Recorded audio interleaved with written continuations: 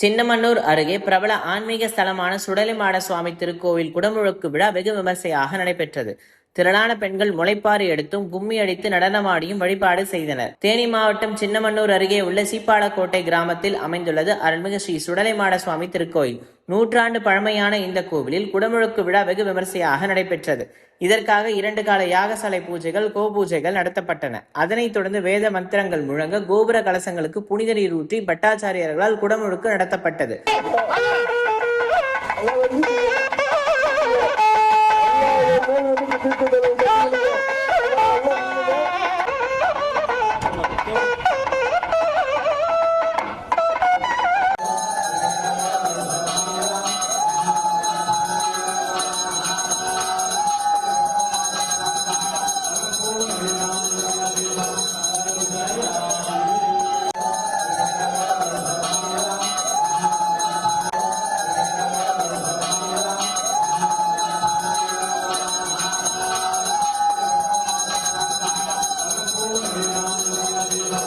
பின்னர் சுடலைமாட சுவாமிக்கு அபிஷேக ஆராதனைகள் நடத்தப்பட்டு சிறப்பு அலங்காரத்தில் பக்தர்களுக்கு காட்சியளித்தார். முன்னதாக திரளான பெண்கள் முளைப்பாறு எடுத்தும் கும்மி அடித்து சுவாமியை வழிபாடு நடத்தினர்.